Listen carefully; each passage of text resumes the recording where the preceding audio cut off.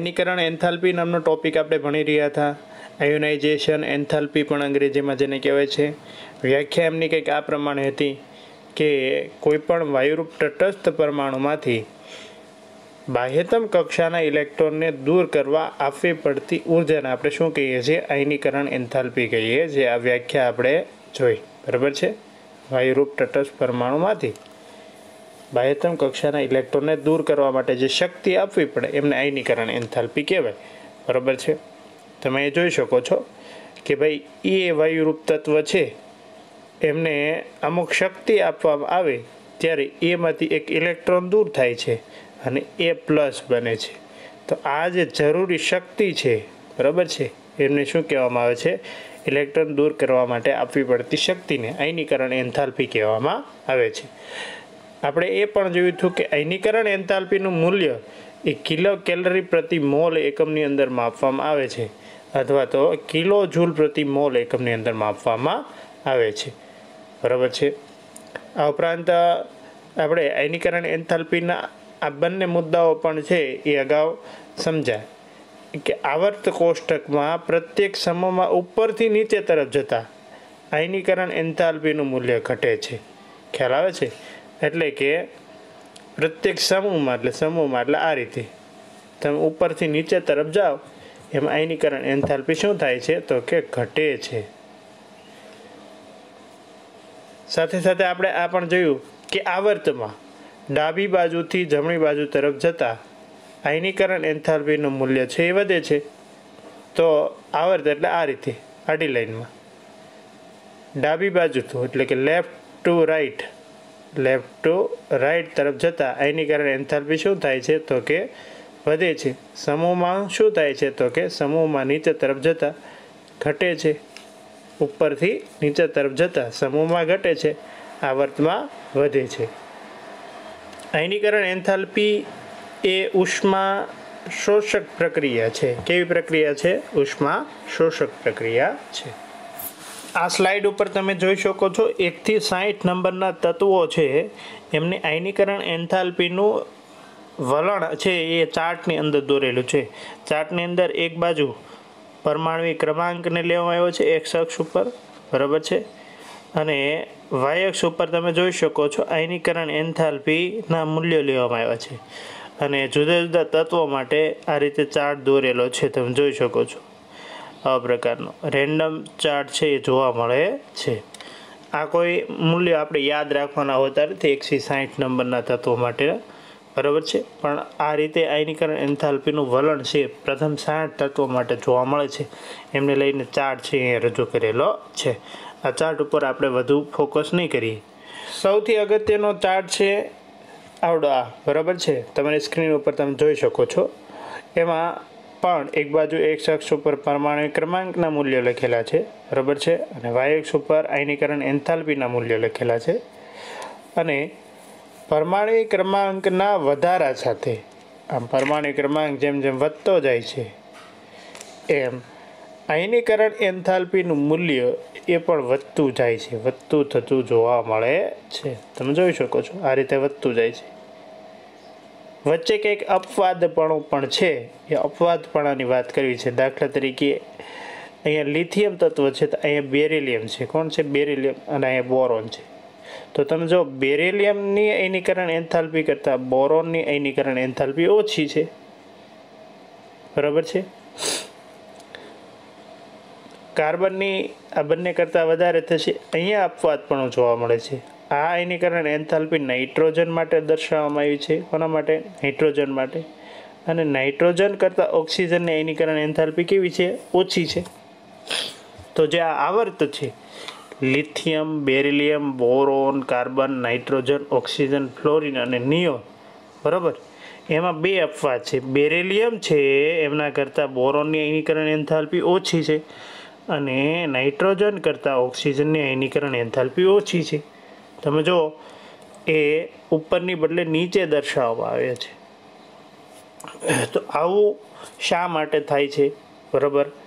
અને આ 2 અપવાદો આપણે હંમેશ માટે યાદ રાખવાના. આયનીકરણ એન્થાલ્પીમાં બેરિલિયમ છે એમની આયનીકરણ એન્થાલ્પી બોરોન કરતાં વધુ હશે ભલે, બેરિલિયમ પછી બોરોન આવતો હોવા છતાં બેરિલિયમની આયનીકરણ એન્થાલ્પી વધુ હશે. અહીંયા કેમ આ અપવાદ છે? તો ભાઈ લિથિયમથી beryllium, boron, carbon, nitrogen, oxygen, fluorine અને નિયોન તરફ જતાં આયનીકરણ એન્થાલ્પી વધતી જાય છે. શું થાય છે? તો કે વધતી જાય છે.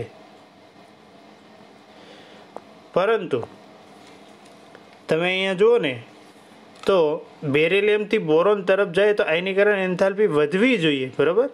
એની બદલે શું થાય છે? અહીંયા ઘટે છે. નાઇટ્રોજનથી ઓક્સિજન તરફ જવામાં આયનીકરણ એન્થાલ્પી વધવી જોઈએ, એની બદલે શું થાય છે? નાઇટ્રોજન ઉપર છે ને ઓક્સિજન નીચે છે, ઘટે છે.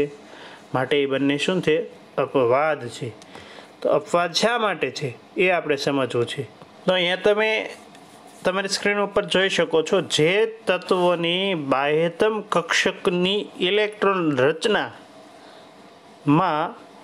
આવા પ્રમાણે ઇલેક્ટ્રોન એક કક્ષકની અંદર અર્ધપૂર્ણ રીતે ભરાયેલા હોય, બરાબર છે?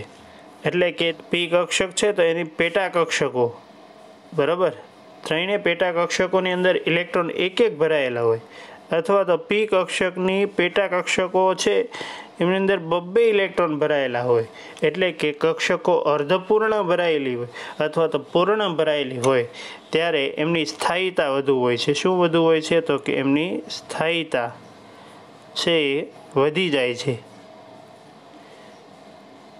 અને સ્થાયીતા વધી જાય છે, બરાબર છે? માટે એ જે અર્ધપૂર્ણ કે પૂર્ણ ભરાયેલી કક્ષક છે એમાંથી ઇલેક્ટ્રોન સરળતાથી દૂર કરી શકાતો નથી, અને માટે એમના આયનીકરણ એન્થાલ્પીના મૂલ્યો પણ વધી જાય છે. સ્થાયીતા વધે છે અને તેથી શું થાય છે? તો કે આયનીકરણ એન્થાલ્પીના મૂલ્યો એ પણ શું થાય છે? તો કે વધે છે. મૂલ્ય પણ વધે. તો ખાસ યાદ રાખવાનું, કોઈ પણ તત્વની બાહ્યતમ કક્ષકની ઇલેક્ટ્રોન રચનામાં કક્ષક અર્ધપૂર્ણ ભરાયેલી હોય અથવા તો પૂર્ણ ભરાયેલી હોય. અહીં જો પી કક્ષક માટે આ અર્ધપૂર્ણ ભરાયેલી કક્ષક કહેવાય અને આ પૂર્ણ ભરાયેલી કક્ષક કહેવાય. તો એમની સ્થાયીતા વધુ છે. શું વધી જાય છે? સ્થાયીતાને કારણે એમની આયનીકરણ એન્થાલ્પી પણ વધી જશે. આયનીકરણ એન્થાલ્પી એટલે શું? કોઈ પણ વૈરૂપ તત્વની બાહ્યતમ કક્ષામાંથી ઇલેક્ટ્રોન દૂર કરવો છે. તો આવી સ્થિતિ હોય, બરાબર, અર્ધપૂર્ણ કે પૂર્ણ ભરાયેલી કક્ષક હોય તો ત્યાંથી ઇલેક્ટ્રોન દૂર કરવો મુશ્કેલ બને છે. એટલે વધુ ઉર્જાની જરૂરિયાત હોય તો એની આયનીકરણ એન્થાલ્પીનું મૂલ્ય કેવું થાય છે? વધુ થશે, બરાબર છે? બાજુમાં ડી કક્ષક માટે આની વાત કરવામાં આવી છે. તમે જોઈ શકો છો કે ડી કક્ષક છે એ અર્ધપૂર્ણ ભરાયેલી હોય, બરાબર છે, અથવા ડી કક્ષક છે એ પૂર્ણ ભરાયેલી હોય, તો એમની સ્થાયીતા અન્ય તત્વો કરતાં વધી જાય છે. અને સ્થાયીતા વધે છે માટે આયનીકરણ એન્થાલ્પી પણ શું થઈ જશે? વધી જશે. તો આ બંને કિસ્સાની અંદર, બરાબર છે, પી કક્ષક માટે અને ડી કક્ષક માટે આવી સ્થિતિ હોય ત્યારે આયનીકરણ એન્થાલ્પી વધી જાય છે. શું થઈ જાય છે? તો કે વધી જાય છે. ખ્યાલ આવે છે? તો બેરિલિયમ અને બોરોન, નાઇટ્રોજન અને ઓક્સિજન, એમાં કંઈક આવી સ્થિતિનું નિર્માણ થતું છે અને માટે એમની સ્થાયીતા શું થઈ જતી હોય છે? વધી જાય છે. અને એમને આયનીકરણ એન્થાલ્પીમાં પણ વધારો જોવા મળે છે.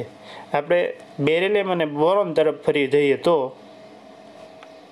સૌપ્રથમ બેરિલિયમ અને બોરોન માટે વાત કરવામાં આવે તો બેરિલિયમની ઇલેક્ટ્રોનની રચના, બેરિલિયમ પરમાણુ ક્રમાંક 4 એટલે 1s ની અંદર 2 ઇલેક્ટ્રોન ભર્યા આપણે, અને 2s ની અંદર 2 ઇલેક્ટ્રોન, એટલે 2 ને 2 4 એમ બેરિલિયમની ઇલેક્ટ્રોન રચના છે એ કક્ષકની અંદર આ રીતે થઈ જશે. જ્યારે બોરોન માટે પરમાણુ ક્રમાંક 5 એટલે 5 ઇલેક્ટ્રોન ભરવાના રહે, તો 1s ની અંદર 2, 2s ની અંદર 2, 2 ને 2 4, અને એક જે ઇલેક્ટ્રોન વધ્યો એ 2p કક્ષકની અંદર ભરશું. ક્યાં ભરશું આપણે? એક ઇલેક્ટ્રોન જે વધ્યો છે એ 2p કક્ષકની અંદર ભરશું. તો આ રીતે ઇલેક્ટ્રોનની પૂર્તિ બેરિલિયમ અને બોરોનમાં થશે. હવે તમે જોશો ને તો અહીંયા બેરિલિયમ માટે વાત કરીએ તો બેરિલિયમનો અંતિમ કક્ષકના ઇલેક્ટ્રોન છે 2s ની અંદર છે. ક્યાં છે? તો કે 2s ની અહીંયા, બરાબર. અને ન્યા ઇલેક્ટ્રોન છે એ કક્ષકોમાં પૂર્ણ ભરાયેલા છે.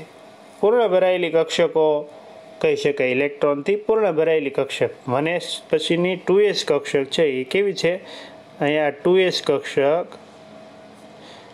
કક્ષક, બરાબર, એ ઇલેક્ટ્રોનથી પૂર્ણ ભરાયેલી છે. હવે પૂર્ણ ભરાયેલી કક્ષક હોય તો ત્યાંથી ઇલેક્ટ્રોનને દૂર કરવો મુશ્કેલ થાય, અને દૂર કરવો ઇલેક્ટ્રોનને મુશ્કેલ થતો હોવાને કારણે એમને આયનીકરણ એન્થાલ્પી વધી જશે. જ્યારે આ જે બોરોન છે એમાં ઇલેક્ટ્રોન છે, બાહ્યતમ કક્ષકનો ઇલેક્ટ્રોન એ અર્ધપૂર્ણ ભરાયેલી કક્ષકો નથી. કારણ કે જો આ ત્રણેયમાં એક એક ઇલેક્ટ્રોન હોય ત્રણેય કક્ષકોની અંદર, અને ત્રણેય કક્ષકોની અંદર 2 ઇલેક્ટ્રોન હોય, તો એ પૂર્ણ ભરાયેલી અથવા તો અર્ધપૂર્ણ ભરાયેલી કક્ષકો કહેવાય. એવું નથી. એટલે આ સામાન્ય સ્થિતિ કહેવાય, બરાબર છે. સામાન્ય સ્થિતિમાં ઇલેક્ટ્રોનનું ભરણ થયેલું છે. તો આવી સામાન્ય સ્થિતિમાં ઇલેક્ટ્રોનનું ભરણ થયેલું હોય ત્યારે આ કક્ષકમાંથી ઇલેક્ટ્રોનને દૂર કરવો, બરાબર છે, એ સરળ પડે. ઇલેક્ટ્રોનને દૂર કરવો કેવો થાય? સરળ થાય. માટે એમને આયનીકરણ એન્થાલ્પી ઓછી છે. તો અહીંયા બેરિલિયમ છે એમની બાહ્યતમ કક્ષકમાં ઇલેક્ટ્રોન છે એ પૂર્ણ ભરાયેલી કક્ષકો ધરાવતો હોવાને કારણે એમની આયનીકરણ એન્થાલ્પી છે એ વધુ હશે, કારણ કે ઇલેક્ટ્રોનને ત્યાંથી દૂર કરવો મુશ્કેલ છે. જ્યારે બોરોનમાં બાહ્યતમ કક્ષકની ઇલેક્ટ્રોન રચના સામાન્ય હોવાને કારણે ત્યાંથી સરળતાથી ઇલેક્ટ્રોન દૂર કરી શકાય છે. માટે બેરિલિયમ કરતાં બોરોનની આયનીકરણ એન્થાલ્પી છે એ ઓછી હશે અને બેરિલિયમની આયનીકરણ એન્થાલ્પી વધી જશે. અપવાદ ઉદાહરણ થશે. હવે વાત કરીએ નાઇટ્રોજન અને ઓક્સિજન માટે. તો નાઇટ્રોજનની ઇલેક્ટ્રોન રચના એ તમે જોઈ શકો છો, જો આપણે આપી છે, બરાબર છે. 1s ની અંદર 2 ઇલેક્ટ્રોન ભર્યા, 2s ની અંદર 2 ઇલેક્ટ્રોન ભર્યા, 1s ની અંદર 2 ઇલેક્ટ્રોન ભરવામાં આવ્યા છે, 2s ની અંદર 2 ઇલેક્ટ્રોન ભરવામાં આવ્યા છે, 2 ને 2 4 થઈ ગયા. 2p ની અંદર 3 ઇલેક્ટ્રોન, 1 2 અને 3, એટલે 4 ને 3 7. આ રીતે નાઇટ્રોજન છે એમની ઇલેક્ટ્રોન રચના છે એ થશે, બરાબર છે. ફરી વાર હાઇલાઇટ કરીએ આપણે. હવે તમે જોશો ને તો હવે નાઇટ્રોજનનો માંથી ઇલેક્ટ્રોન દૂર કરવો હોય, આયનીકરણ એન્થાલ્પીનો મતલબ શું થાય?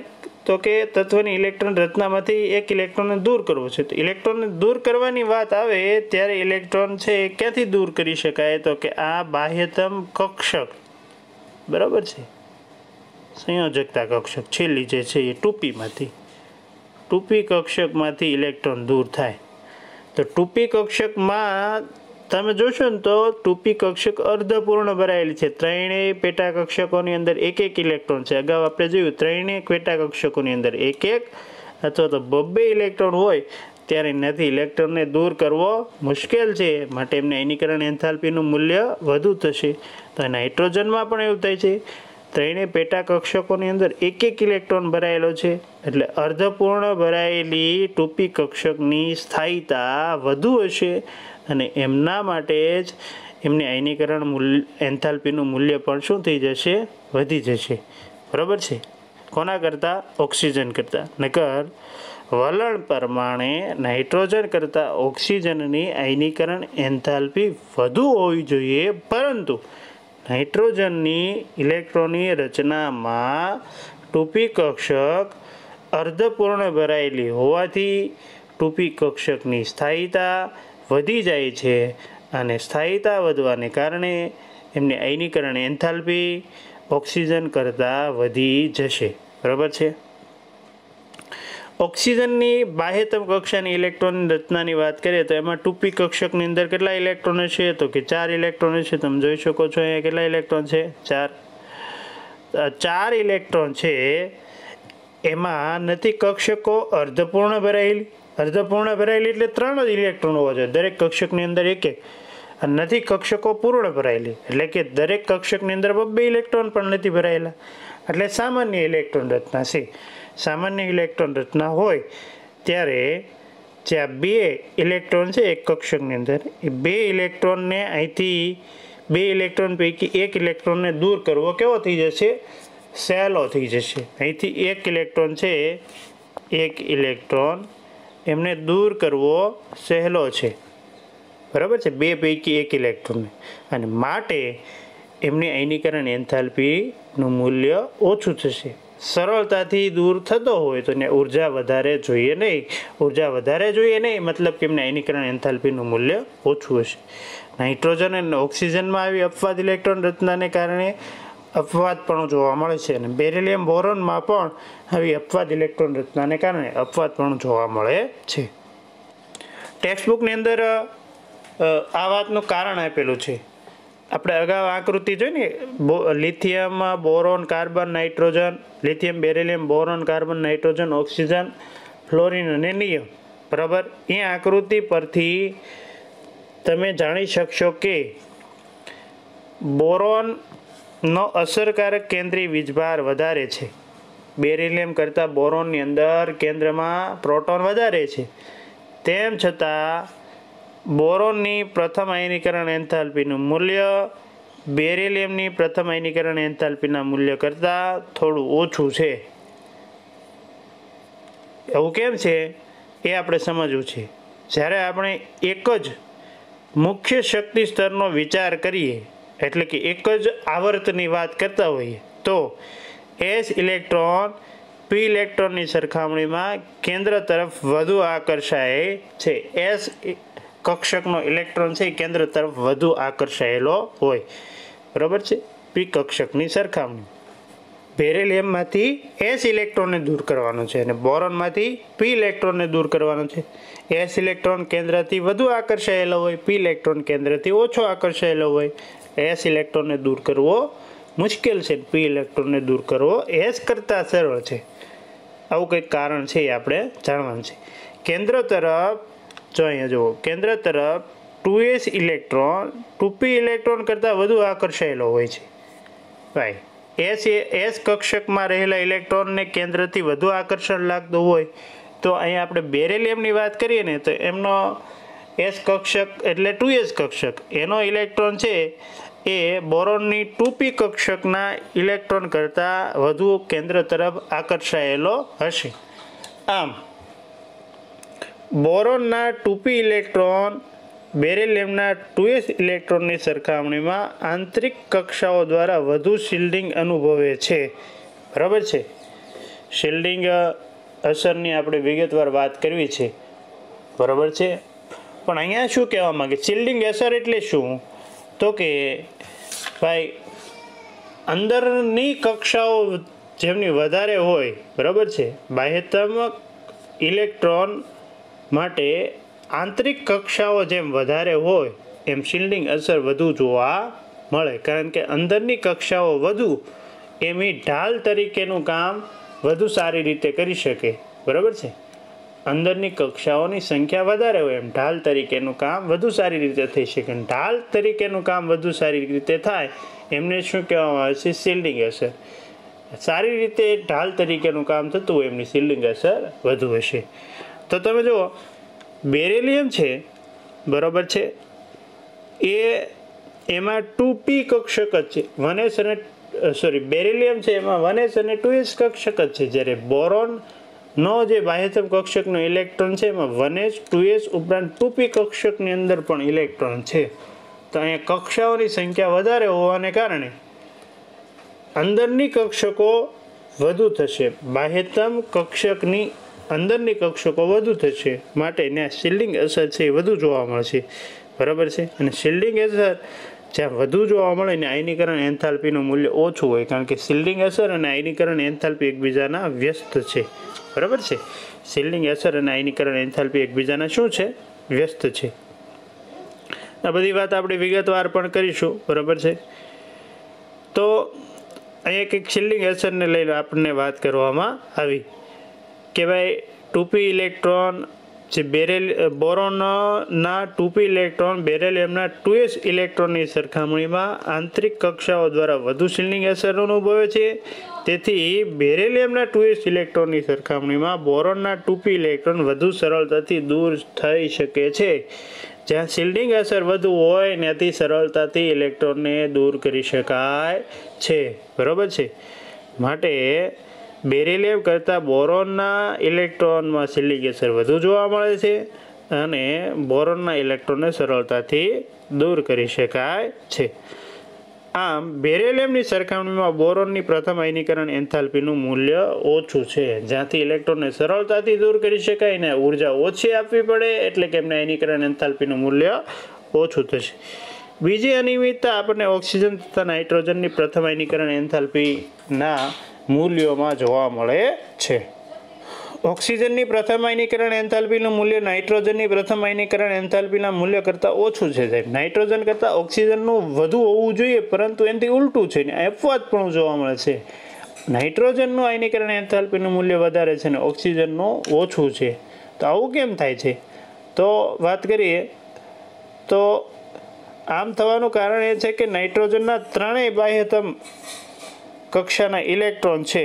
નાઇટ્રોજનના ત્રણેય બાહ્યતમ કક્ષાના ઇલેક્ટ્રોન છે એ 2p ઇલેક્ટ્રોન એટલે કે p કક્ષકની અંદર રહેલા ઇલેક્ટ્રોન છે જે જુદી જુદી p કક્ષકોમાં વિતરિત થયેલા છે. જુદી જુદી એટલે 2p કક્ષકની પેટા કક્ષકો ત્રણેય જુદી જુદી ત્રણેય કક્ષકો px py અને pz એ ત્રણેયમાં એક એક ઇલેક્ટ્રોન છે વહેંચાયેલો છે, વિતરિત થયેલો છે. જ્યારે ઓક્સિજન ચારેય 2p ઇલેક્ટ્રોનમાંથી 2 ઇલેક્ટ્રોન એક જ 2p કક્ષકમાં ભરાય છે. તેથી ઇલેક્ટ્રોન અપાકર્ષણ વધી જાય છે. બરાબર. ઓક્સિજનની વાત કરીએ તો ઓક્સિજનની જે p કક્ષક છે, બરાબર છે, એમાં ઓક્સિજનની જે p કક્ષક છે એમાં આપણે ઇલેક્ટ્રોનની ગોઠવણી કરીએ તો ઇલેક્ટ્રોનની ગોઠવણીમાં 2p કક્ષકની અંદર 4 ઇલેક્ટ્રોન ગોઠવાયેલા હોય. કેટલા ઇલેક્ટ્રોન ગોઠવાયેલા છે? 4. તો આવી રીતે 4 ઇલેક્ટ્રોન છે એને ગોઠવાય. આ જે ઇલેક્ટ્રોન છે, બરાબર, કે જ્યાં એક જ પેટા કક્ષકની અંદર 2 ઇલેક્ટ્રોન, ત્યાં અપાકર્ષણ વધી જાય છે ઇલેક્ટ્રોન વચ્ચેનું, એટલે સ્થાયી રહેતા નથી. એટલે બેમાંથી એક ઇલેક્ટ્રોનને દૂર કરવો સરળ પડે. આવી ઇલેક્ટ્રોન રચના કોના માટે છે? ઓક્સિજન માટે. તો ઓક્સિજનમાંથી આ જે બાહ્યતમ કક્ષકનો ઇલેક્ટ્રોન છે એને દૂર કરવો સરળ પડે છે અને માટે એમની આયનીકરણ એન્થાલ્પી નાઇટ્રોજન કરતાં ઓછી થાય છે. નાઇટ્રોજનમાં ત્રણેય 2p કક્ષકોમાં એક એક ઇલેક્ટ્રોન ગોઠવાયેલો હોવાને કારણે એમની પેટા કક્ષકોમાંથી ઇલેક્ટ્રોનને દૂર કરવો મુશ્કેલ છે. માટેની આયનીકરણ એન્થાલ્પીનું મૂલ્ય વધારે. જ્યારે ઓક્સિજનમાં 4 2p કક્ષકો 4 ઇલેક્ટ્રોન 2p કક્ષકોની અંદર ગોઠવાયેલા હોય છે, જેમાં કોઈ એક કક્ષકની અંદર આવી રીતે 2 ઇલેક્ટ્રોનની ગોઠવણી છે, બરાબર છે, ઇલેક્ટ્રોન વચ્ચેનું વધુ અપાકર્ષણ દર્શાવે અને ત્યાંથી ઇલેક્ટ્રોનને દૂર કરવો સહેલો પડે છે. માટે નાઇટ્રોજન કરતાં ઓક્સિજનની આયનીકરણ એન્થાલ્પી છે એ કેવી થઈ જાય છે? તો કે ઘટી જાય છે. આગળ વાત કરીએ તો પરિણામે નાઇટ્રોજનના ત્રણેય 2p ઇલેક્ટ્રોનમાંથી એક ઇલેક્ટ્રોન દૂર કરવા કરતાં ઓક્સિજનના 4 2p ઇલેક્ટ્રોનમાંથી ચોથો ઇલેક્ટ્રોનને દૂર કરવો વધુ સરળ છે. ચોથો ઇલેક્ટ્રોનને સરળતાથી દૂર કરી શકાય છે અને માટે ઓક્સિજનની આયનીકરણ એન્થાલ્પી કરતાં નાઇટ્રોજનની આયનીકરણ એન્થાલ્પી વધી જાય છે. એક ચાર્ટ દર્શાવ્યો છે, આપણે જોઈ શકીએ છીએ. Lithium, sodium, potassium, rubidium, caesium આ તત્વો છે એ એક જ સમૂહના છે. એક જ સમૂહના તત્વો છે. લિથિયમ, સોડિયમ, પોટેશિયમ, રૂબિડિયમ અને સીઝિયમ. તો સમૂહમાં નીચે તરફ જઈએ, બરાબર છે, સમૂહમાં નીચે તરફ જઈએ તો શું થાય? તો કે સમૂહમાં નીચે તરફ જઈએ એમ આયનીકરણ એન્થાલ્પીનું મૂલ્ય ઘટે. તો આપણે જોઈ શકીએ છીએ લિથિયમથી સોડિયમ તરફ જાઓ તો આયનીકરણ એન્થાલ્પીનું મૂલ્ય છે એ શું થાય છે? તો કે ઘટે છે, બરાબર છે. સોડિયમથી પોટેશિયમ તરફ જાઓ તો ઘટે છે, પોટેશિયમથી રૂબિડિયમ તરફ જાઓ તો ઘટે છે, બરાબર. રૂબિડિયમથી સીઝિયમ તરફ ચાર્ટ સતત નીચે આવતો જાય છે, એટલે કે આયનીકરણ એન્થાલ્પીના મૂલ્યો ઘટે છે. બરાબર છે। તો અહીંયા કોઈ અપવાદ પણ જોવા મળતું નથી। સમૂહમાં ઉપરથી નીચે તરફ જાવ આયનીકરણ એન્થાલ્પીના મૂલ્યો ઘટે છે, બરાબર। એટલે આયનીકરણ એન્થાલ્પીનો ક્રમ લખવાનો થાય, આયનીકરણ એન્થાલ્પીનો ક્રમ। તો આપણે એવું કહી શકાય કે સૌથી વધારે આયનીકરણ એન્થાલ્પી લિથિયમની છે, એના કરતાં ઓછી તો કે સોડિયમની, એના કરતાં ઓછી તો કે પોટેશિયમની, એના કરતાં ઓછી તો કે રૂબિડિયમની, એના કરતાં ઓછી તો કે સીઝિયમની। તો આ રીતે ક્રમ છે એ આપણે લખી શકીએ, બરાબર। આવર્તમાં આનાથી ઉલટો ક્રમ જોવા મળશે। અગાઉના ક્લાસની અંદર કદાચ સમૂહમાં આપણે જે ક્રમ આપ્યો હતો એમાં નિશાનીની અંદર થોડી ઘણી ભૂલ રહી ગયેલી હતી, તો એ બાબત પણ તમે થોડુંક ધ્યાને લેજો, બરાબર છે।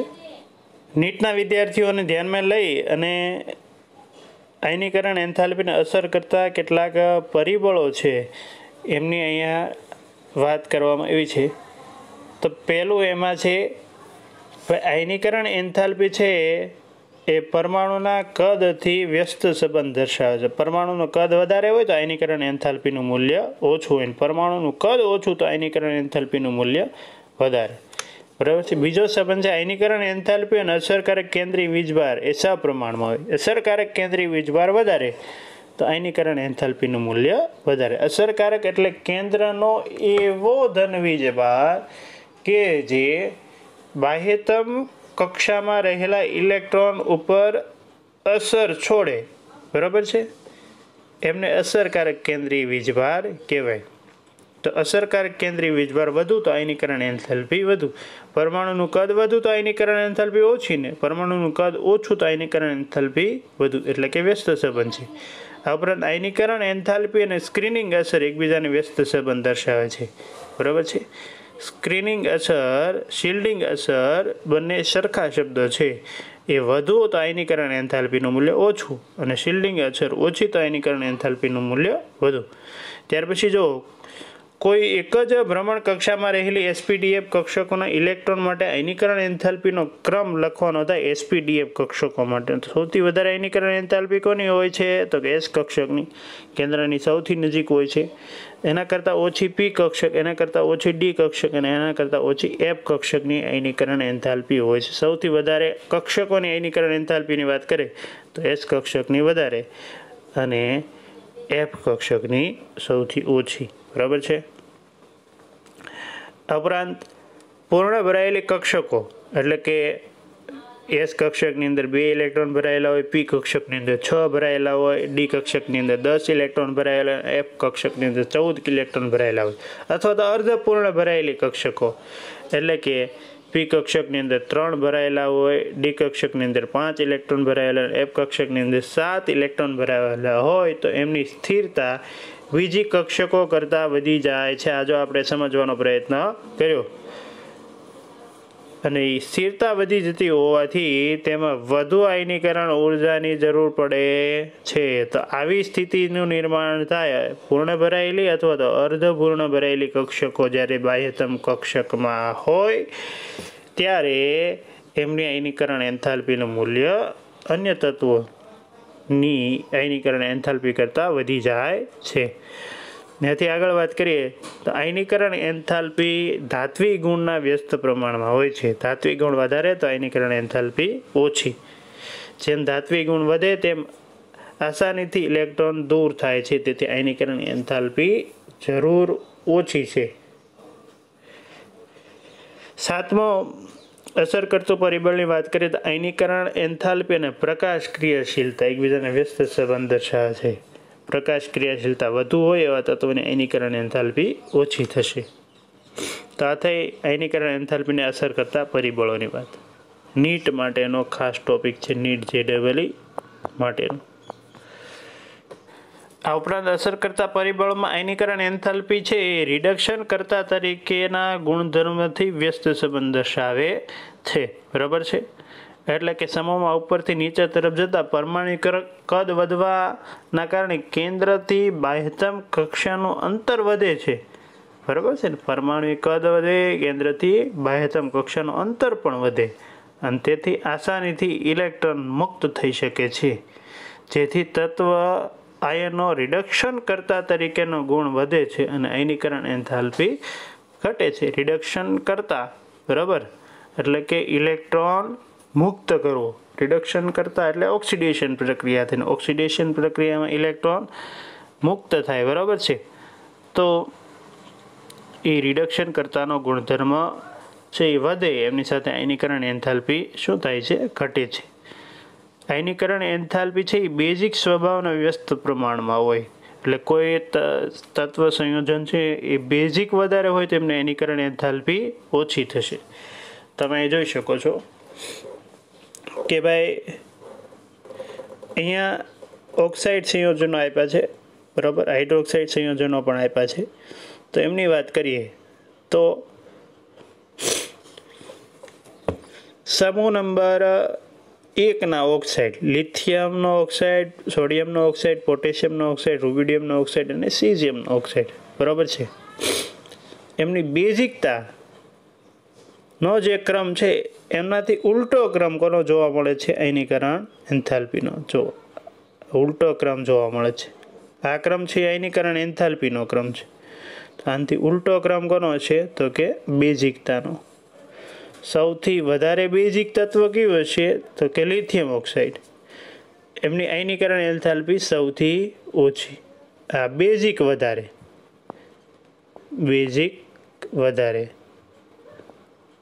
આયનીકરણ એન્થાલ્પી જે તત્વની ઓછી હોય તત્વની બેઝિકતા વધારે છે.